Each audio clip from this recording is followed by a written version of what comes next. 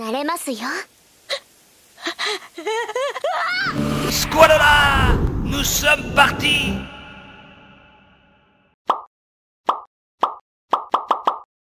Oh pardon, espèce d'illettré. Bonjour à vous, fans de pop culture. Aujourd'hui, on va parler d'un film très récent issu d'un manga et d'un animé qui connaît aujourd'hui un succès monstre. Je veux bien sûr parler de Jujutsu Kaisen.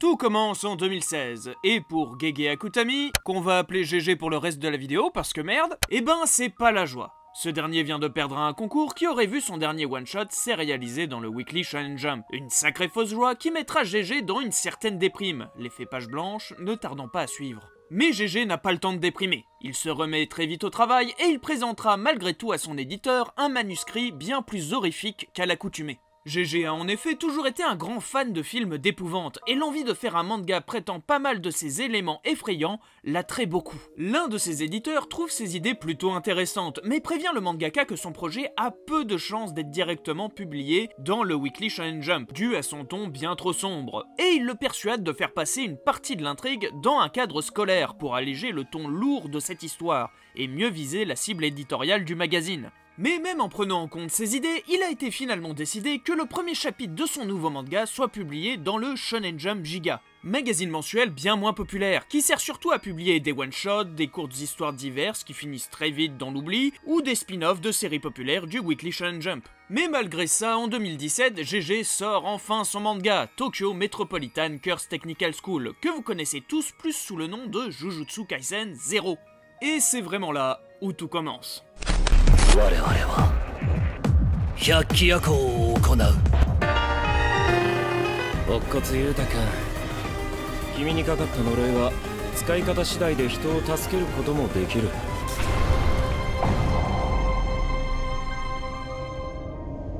さあ、新時代の幕開けだ。GG n'en revient pas. Son histoire teintée de monstruosité en tout genre et son ton sombre plaisent au lecteur. Sa série réussit à se poursuivre sur 4 chapitres et connaît un certain succès public et critique. À tel point qu'à la fin de sa publication, les dirigeants de la Shueisha décident d'enfin donner sa chance à GG dans le Weekly Shonen Jump. Et c'est ainsi que le 5 mars 2018 sort le premier chapitre de Jujutsu Kaisen. La base narrative reste à peu près la même que Jujutsu 0, un jeune garçon hanté par une entité surpuissante qu'il va devoir contrôler et combattre s'il veut rester en vie, tout en fréquentant une école d'exorcistes. On y retrouve aussi toutes les principales inspirations de l'auteur, que ce soit Bleach pour son univers, Hunter x Hunter pour le système de magie, Yu Yu Hakusho pour les personnages à la morale plutôt floue, ou encore Evangelion pour l'opposition entre humains et créatures divines. Tout ce melting pot d'influences arrive à parfaitement se répondre et à servir une histoire qui se démarque très vite de ces dites influences. Le manga connaîtra bien sûr une popularité croissante à tel point que le studio d'animation MAPPA se retrouvera à en faire une adaptation animée en octobre 2020. Série d'excellente qualité sous la direction de Sang-Woo Park, qui était l'un des animateurs fétiches du studio, ayant déjà fait ses preuves sur l'animation de The God of High School, avec des combats extrêmement dynamiques et prenants. So good. Mais aussi pour l'animation de l'opening de Yuri on Ice, et également celui de Zombieland Saga, qui sont tous les deux des bangers, je tiens à le dire. Le succès de l'adaptation animée sera tel que MAPPA songe déjà à une suite, et même à un long métrage, alors que la série animée est en cours de diffusion et de production. Park, qui a toujours fait part de son envie d'adapter l'histoire de Jujutsu Kaisen 0, propose de s'occuper de cette idée de long métrage. D'abord pensé comme un arc flashback de l'animé, le réalisateur et son scénariste, Seiko Hiroshi, se disent qu'il serait peut-être plus malin d'en faire un film et d'y rajouter de la matière pour mieux coller à l'animé et approfondir les personnages de Geto et Gojo, ainsi que leurs relations. Ce qui permettra ainsi de préparer le terrain pour la saison 2 qui allait justement commencer sur un arc flashback de Gojo. GG apportera quelques idées au staff staff à propos des nouvelles scènes à ajouter et il aura lui-même l'idée d'une scène post-générique. Tout ça c'est très cool, mais comme on est chez MAPPA et que depuis le 2016, le studio a changé sa philosophie de production en vite fait bien fait, l'équipe se retrouvera très vite débordée. Le staff est assez jeune et même inexpérimenté en matière de long métrage d'animation, et le réalisateur dira lui-même qu'il s'est révélé assez compliqué pour le staff d'animer sous le format Cinémascope, n'étant pas habitué à ce format d'image pour les séries animées. Mais bon, le staff et Park font avec, et ça n'empêchera pas ce dernier d'avoir pour ambition de faire un film avec des combats encore meilleurs que dans la série animée. De son côté, MAPPA annonce dès la fin du 24e épisode de la série animée le projet de long métrage Jujutsu Kaisen 0, avec une révélation d'un premier poster dessiné par le mangaka. La hype est lancée et même renforcée avec un premier teaser révélant le seiyuu du héros, Megumi Ogata, une seiyuu ultra connue dans le milieu et que vous avez sans doute déjà entendu au moins une fois si vous regardez des animés.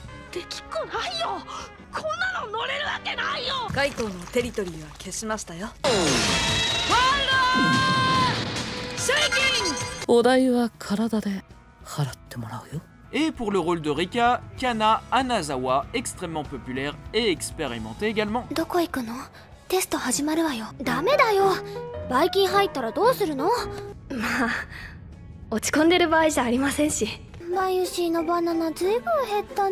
Le reste des seiyuu reprennent leur rôle de la série animée avec quelques nouveaux rôles secondaires. Je ne pouvais pas parler du marketing de ce film sans parler de cette superbe publicité pour un futur jeu mobile Jujutsu Kaisen qui promeut également le film. SoftBank Yoiki Tenkai Boku Saikyo dakara Tokkyu Tsushin Gaisha SoftBank. C'est concept, hein. On n'échappe pas évidemment à un petit livret en édition limitée avec quelques petites histoires de Yuta dans son quotidien à l'Académie des Exorcistes, qui sera donné aux spectateurs des avant-premières, mais que l'on retrouvera plus tard en bonus dans les éditions Blu-ray. Avec tout ça, la hype est au maximum au Japon et un peu en Occident, et le film sort finalement le 29 mai 2022 au Japon. Voyons voir ce que ça donne. Jujutsu Kaisen 0, c'est parti.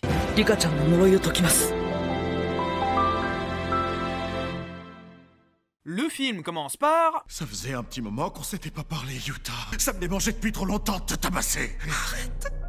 Bah voyons, faut pas me provoquer comme ça. Non, s'il te plaît, Rika. De qui tu parles?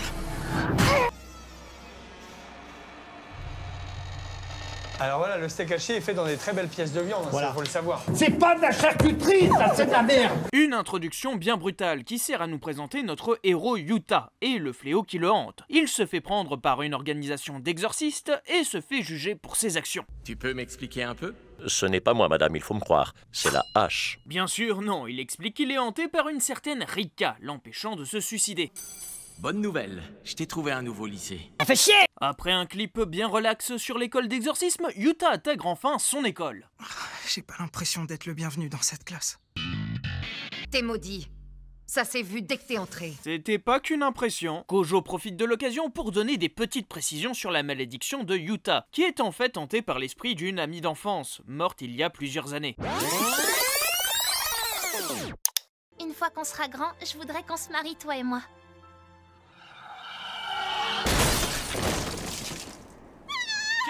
Maintenant, elle va marcher beaucoup moins bien, forcément. Après ces explications, Yuta tente quand même de s'intégrer. Eh, dis-moi, t'étais la victime de ton lycée? Oh. Je suis seul contre tous. La vie n'est qu'une pute. Mais même pas le temps de faire plus ample connaissance. Yuta est déjà envoyé en mission avec Maki, tout en nous expliquant le concept d'exorcisme dans la série. Quand un lieu est chargé émotionnellement, ça rate jamais. On y trouve toujours plus de fléaux. Les écoles, les hôpitaux, ils sont souvent saturés de souvenirs négatifs que les gens ressassent à longueur de journée.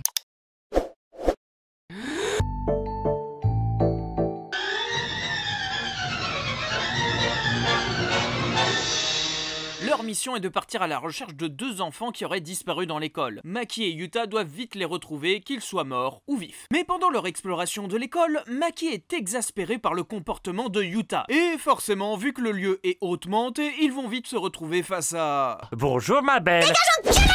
Ils se font tous les deux avaler par le monstre, mais bonne nouvelle, on a retrouvé les enfants. Youpi?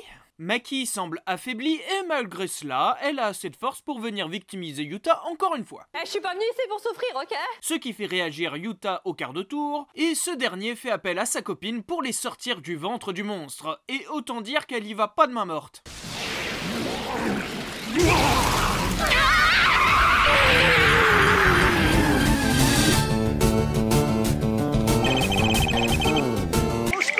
Pendant cette boucherie, Yuta en profite pour évacuer Maki et les deux gosses, et voilà, mission accomplie. T'as réussi, Yuta.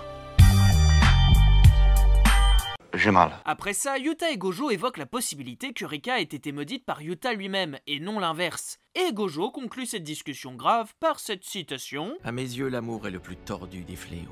How could this happen to me?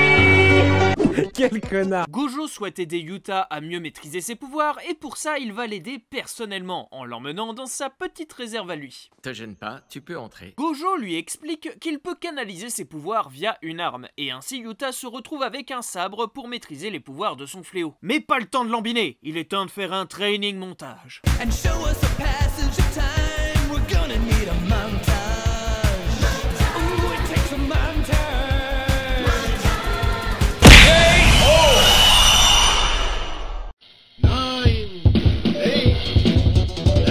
3 mois d'entraînement passent et Yuta s'entraîne aux côtés de Maki. Mais depuis le temps, Yuta n'a toujours pas répondu à la fameuse question. Tu préfères quoi, les beaux gros seins ou les plus petits tout mignons?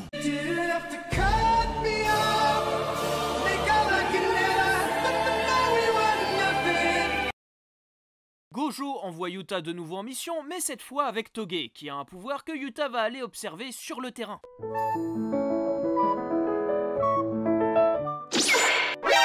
Monkey. Casse-toi, là,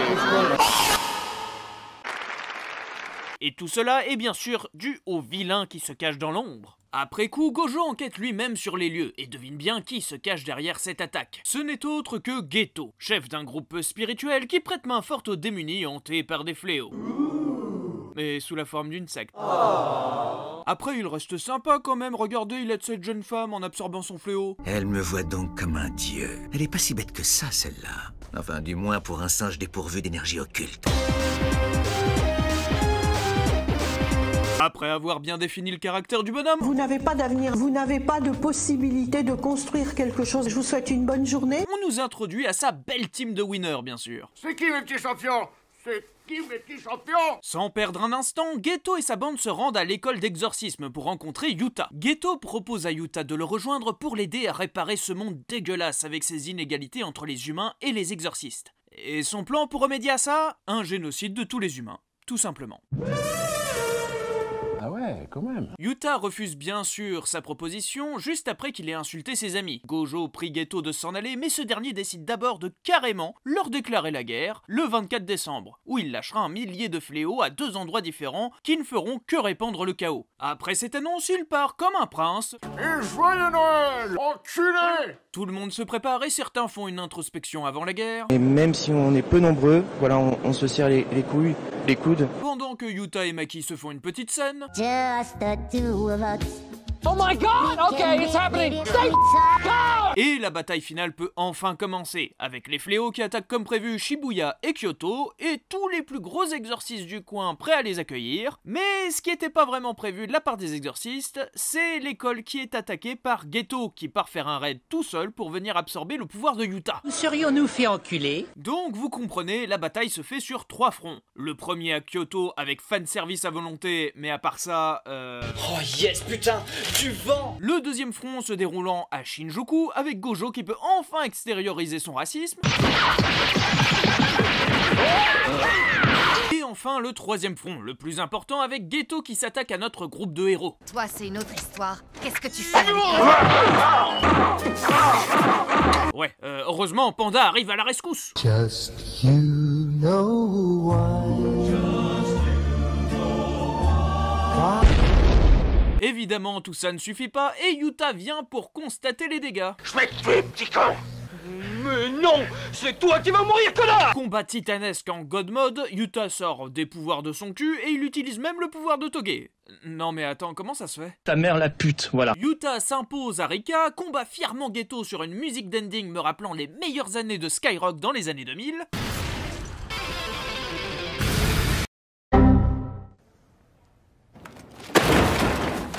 Geto prépare une attaque finale qui a l'air assez ouf, mais Yuta va se défendre en exploitant le plein potentiel de son fléau. Partons d'ici ensemble. C'est dégueulasse! Et oui, au final, c'est le pouvoir de l'amour qui l'emporte. Bon, c'est un peu cliché, mais ça passe. Geto agonise dans un coin, Gojo vient le cueillir en rappelant leur amitié passée, Yuta gagne bien son combat et Gojo lui révèle que c'est bien lui qui a maudit Rika et l'a gardé en vie en tant que fléau, et qu'il est également descendant d'une grande lignée d'exorcistes qui explique pourquoi il a autant de pouvoir, mais ça... Yuta fait ses adieux à l'esprit de Rika et peut enfin faire son deuil de son ami d'enfance. Et ainsi finit Jujutsu Kaisen 0. Enfin non, il y a une scène post-générique avec Miguel pour teaser le retour du perso dans la série, mais c'est comme ça que finit Jujutsu Kaisen 0. Voilà.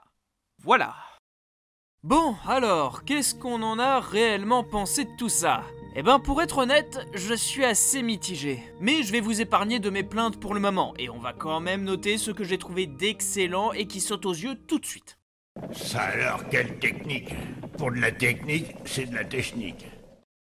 Oui, on va dire l'évidence, ce film est beau et bouge très bien. Et si l'objectif de son réalisateur était de créer des scènes de baston mémorables, disons que le pari est réussi. Les animateurs se sont lâchés et ce qui m'impressionne le plus, c'est évidemment la chorégraphie des combats au corps à corps, qui sont juste somptueuses. Pas vraiment étonnant quand on a vu les combats de la série animée et que le réalisateur est un grand fan de films de kung-fu et de Jackie Chan. On retrouve ces combats avec la même dynamique et impression de vitesse que dans ces films, qui donnent une grande aura de puissance au baston. On pourra noter bien sûr le combat Gojo contre Miguel qui avait fait le tour du net avec cet enchaînement semblant sortir tout droit de Soif de Justice ou de Jackie Chan à Hong Kong, ainsi que du combat final entre Geto et Yuta avec le parfait suivi de la caméra qui entoure ce combat palpitant sans nous en faire louper une seule miette. Et même les entraînements de Yuta avec Maki qui propose de chouettes échanges au sabre. La réalisation a d'ailleurs la manie de rendre les plans de ces combats assez longs pour apprécier entièrement les enchaînements avec des cuts uniquement nécessaires pour des coups ou techniques précises qui remettent le combat sur un autre rythme. Vraiment, je suis très admiratif des scènes d'action de Songhum Park et du travail acharné de ses storyboarders et animateurs pour satisfaire ses envies. Les mecs nous ont quand même balancé qu'ils ont eu du mal à s'habituer au format cinémascope pour l'image et pourtant ils l'ont parfaitement utilisé dans leurs scènes d'action, mais aussi pour les environnements. Les décors sont juste majestueux, dommage qu'on n'ait pas plus de plans larges et les teintes et lumières sont très intéressantes. Elles proposent des couleurs bien différentes selon le lieu, les fléaux ou les personnages impliqués. Par exemple, le film a eu la bonne idée de donner une teinte différente aux 3 domaines où Yuta se trouve pendant le film. Le premier pour sa mission avec Maki qui est dans une teinte bleue, une teinte verte pour la mission avec Toge et enfin une teinte jaunâtre pour la bataille finale contre Geto. Et comme je l'avais expliqué dans ma dernière vidéo PEDG sur le film Gintama, les couleurs ont toujours une certaine signification, en particulier pour tout art visuel, et elle est sujette à interprétation. Ici, il pourrait être évident que la couleur du domaine est la même que celui du fléau en question, pour bien montrer visuellement que l'on rentre dans son territoire. Le choix de la couleur jaune pour le personnage de Geto est aussi signifiant, si on prend la signification de cette couleur au Japon,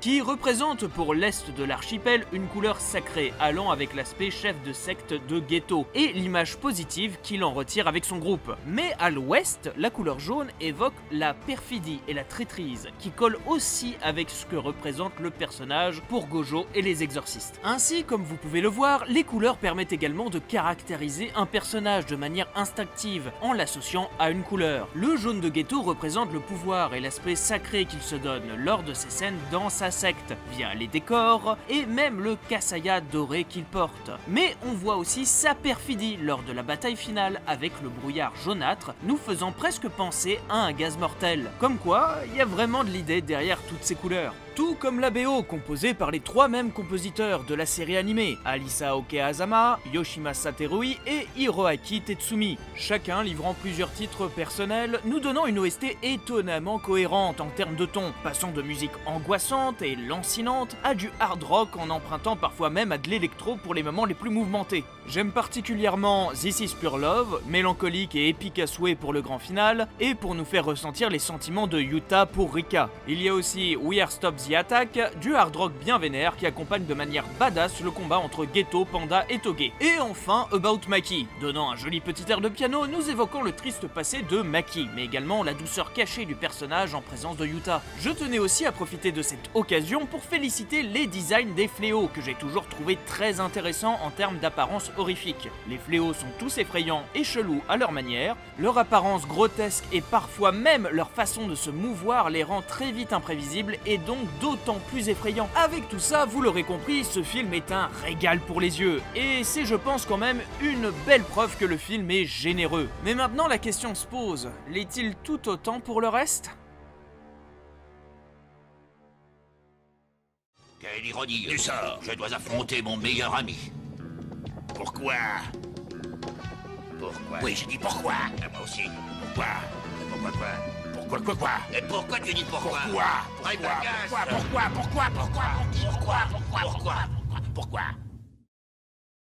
S'il y avait un truc qui m'avait plutôt intrigué dans ce projet de long métrage, c'était le personnage principal. N'ayant pas lu le manga Zero avant de voir ce film, j'étais curieux de voir la trajectoire qu'allait prendre ce personnage. Yuta, c'est un gamin hanté par la mort de son ami d'enfance, qui s'est incarné en un fléau violent, possessif et ultra puissant. L'analogie est assez évidente, le fléau représente le deuil que porte Yuta pour Rika, et il va devoir apprendre à aller de l'avant. Assez classique comme parcours, mais efficace quand il est bien traité. Et ici, disons que c'est pour moi mi-figue mi-raisin. Bon, d'accord, l'évolution du personnage est certes visible et claire. Yuta commence comme un adolescent dépressif et suicidaire, et finit comme un jeune homme sûr de lui et protecteur envers ses nouveaux amis. Amis qui sont d'ailleurs les vecteurs de cette évolution. Il questionne le personnage sur ses objectifs, lui apporte soutien, amitié, aide, confiance et confidence. Clairement, c'est les parties les plus agréables du film à mon goût. Leur petite vie scolaire et leur interaction pendant les missions nous permettent de mieux cerner Yuta et le voir évoluer tout en apprenant plus sur les personnages secondaires. Que ce soit Toge et son pouvoir très puissant mais aussi handicapant dans la vie de tous les jours, Maki et sa relation très tendue avec son clan due à son manque d'énergie occulte, ou Panda qui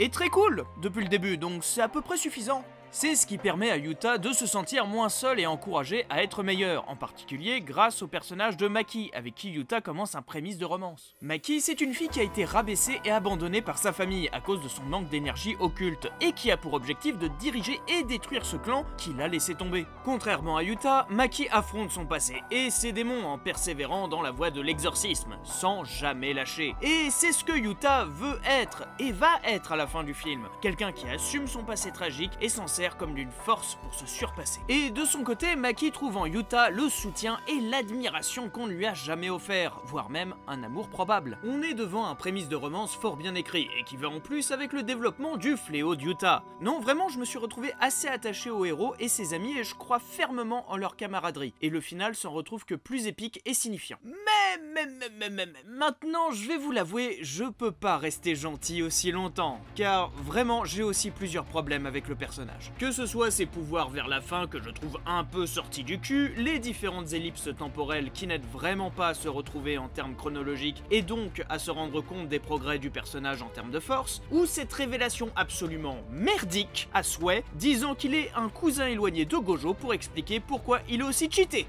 On a aussi à mon goût beaucoup trop peu de scènes entre Yuta et son fléau, alors que leur lien est tout de même très personnel, central et aurait pu se révéler intéressant pour le développement de Yuta, mais au final on en fait quasiment rien. Regardez Yuji et son démon dans la série animée, leurs interactions sont délicieuses et permettent aussi de bien affirmer l'évolution du personnage principal. Là, on a un petit dialogue à la première mission et un dialogue à la fin, quand Yuta finit son évolution. C'est bien trop peu et il aurait été juste de donner une autre scène en milieu d'année scolaire, quand le personnage commence à s'attacher à ses nouveaux amis et à sortir de sa solitude. On a une scène où le fléau démontre sa jalousie maladive contre Maki, mais ça me fait me demander pourquoi elle n'a pas essayé de se manifester bien plus tôt, même faiblement. Pareil, j'aurais adoré d'autres scènes avec Toge, Maki ou Panda. J'ai parfois un sentiment de vrai manque vu le potentiel qu'il y avait entre ces personnages. Pourquoi? Alors qu'ils nous avaient promis des rajouts justement. Ils sont où ces rajouts? Ben, la réponse elle est simple, là où il faut pas.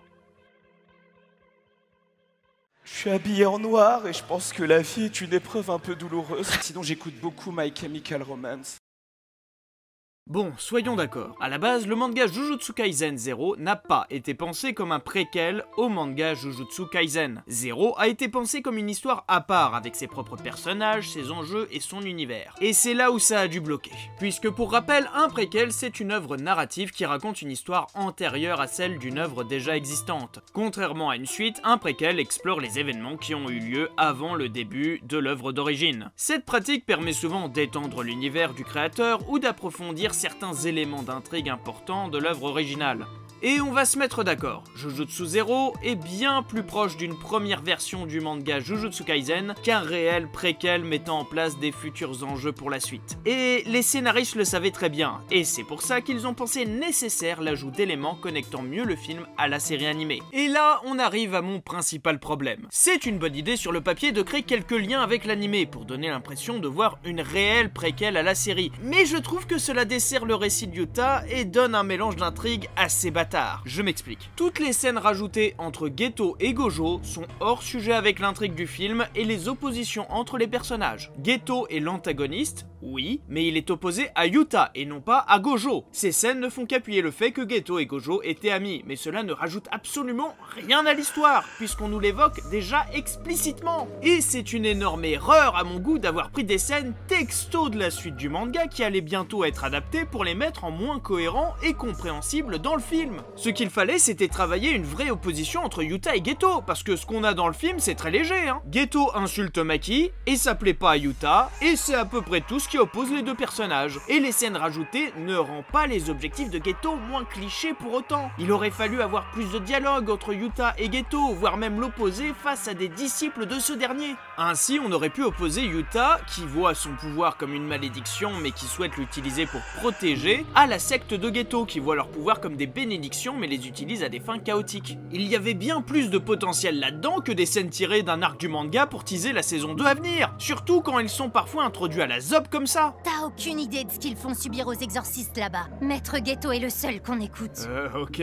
D'ailleurs, la bataille finale dans Shinjuku et Kyoto, quasiment pas vue dans le manga, se transforme en une parade de fanservice gras et peu subtil qui nous déconnecte totalement du récit pour de beaux combats certes, mais complètement hors propos et gâche du temps d'écran qui aurait pu être utilisé pour rajouter des scènes mettant mieux en place les enjeux et personnages. Bien sûr, je sais que les scénaristes pensaient bien faire, mais ce qui me frustre, c'est qu'ils ont fait les efforts minimum en termes de travail d'adaptation, sous prétexte de faire un préquel. Pourquoi ne pas avoir profité de cette adaptation pour effectuer plus de changements, qui permettraient de coller bien mieux l'intrigue de Yuta avec celui de Gojo, plutôt que de rajouter bêtement des scènes qui ne collent pas avec l'intrigue originale. On aurait pu rajouter des scènes entre Geto et son groupe, plus de scènes avec les disciples de Geto contre les exorcistes de Gojo, parler du fait que Geto se voit comme un sauveur et ce qu'il trouve de si répugnant chez les humains, et comment cela peut résonner chez Yuta qui a souvent été maltraité lui-même. Je veux dire, il y avait de quoi faire. Je suis même certain que l'auteur aurait pu trouver le challenge intéressant si on lui avait bien vendu l'idée. Regardez, l'une des meilleures scènes du film qui a été modifiée, c'est la confrontation finale entre Geto et Gojo, qui est dans le manga, mais on rajoute ici le fait que Geto rende la carte de Yuta à Gojo. Un geste sympathique de la part d'un antagoniste qui agonise face à son meilleur ami, et qui nous aide à entrevoir le bon gars et l'amitié entre les deux. Cette scène disait déjà tout sur leur relation. C'était pas la peine d'en rajouter. Alors vraiment, pourquoi ces décisions? Ben tout simplement pour pas froisser les fans de la première heure et engranger de l'argent.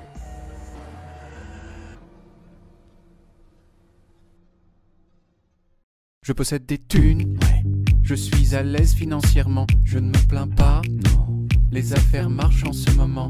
Ouais, et du coup? Pour le box-office, ça va aller vite. Autant dire que le film a eu un succès monstrueux, engrangeant 13,8 milliards de yens au box-office, devenant ainsi le deuxième plus gros succès au Japon pour l'année 2022, juste derrière One Piece Red. Quel beau passe-temps que d'être riche. Ben oui, ça occupe, hein. La licence Jujutsu Kaisen s'en retrouve renforcée. Et la saison 2 est d'autant plus attendue. MAPPA a réussi son pari, faire de Jujutsu une de leurs licences phares, rivalisant au cinéma avec One Piece. Le film se verra également récompensé et salué par plusieurs critiques, pour sa qualité d'animation impressionnante et la performance des seiyuu. Donc vraiment une belle histoire pour le film qui a le succès commercial et critique. Il y a juste quelques aigris comme moi qui font chier, mais bon, ça c'est un détail. Et en réalité, mon problème n'est pas tant envers le film, qu'une tendance qui m'énerve pas mal au Japon quand il s'agit d'adaptation. Qu'est-ce que c'est cette question-là? Tu préfères le chocolat ou les noirs? Qui est-ce qui écrit des trucs pareils? Mais c'est immonde. Eh, les noirs, ils vous ont rien fait, hein. Jujutsu Kaisen 0 est beau, agréable, artistiquement recherché et porteur de très bonnes idées. De tous les PEDG qu'on ait fait jusqu'à maintenant, il est clairement pas dans mes pires visionnages. Loin de là. Si j'ai pu paraître dur avec ce film, c'est parce qu'il est symptomatique d'un gros problème que j'ai avec la Japanimation ces derniers temps. En particulier dans son approche d'une œuvre ayant besoin d'un réel travail d'adaptation. On peut gueuler tant qu'on veut des adaptations hollywoodiennes, de comics ou de BD, mais au moins ils font l'effort de ne pas reproduire bêtement le support de base, sans y rajouter des changements pour que cela rentre dans un long métrage. Et quand je parle de changements, je parle de vrais changements, pas d'ajout de fanservice inutile alourdissant le récit. J'ai toujours cette fâcheuse impression que les Japonais sont toujours très hésitants quand il s'agit de modifier des éléments déjà établis par l'auteur de base. Alors je veux bien qu'il y ait une histoire de respect pour l'auteur qui peut être très regardant sur ce qu'on fait de son œuvre. Et les séries animées massacrant leur support d'origine en dérivant complètement du manga, on peut en citer pas mal.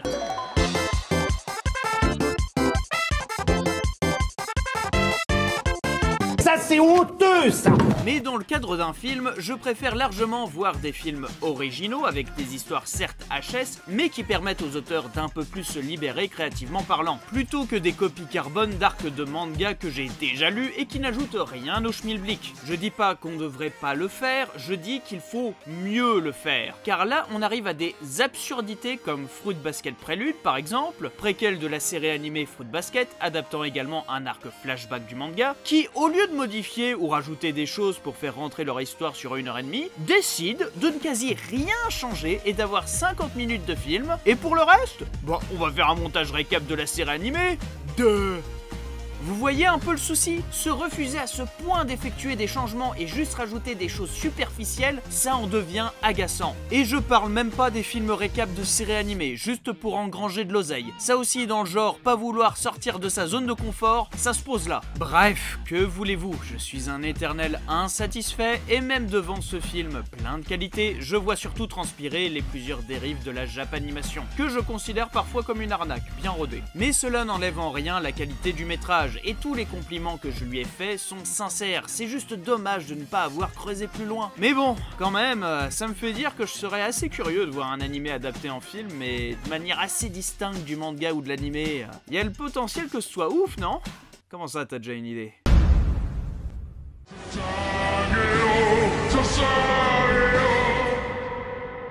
Et merde.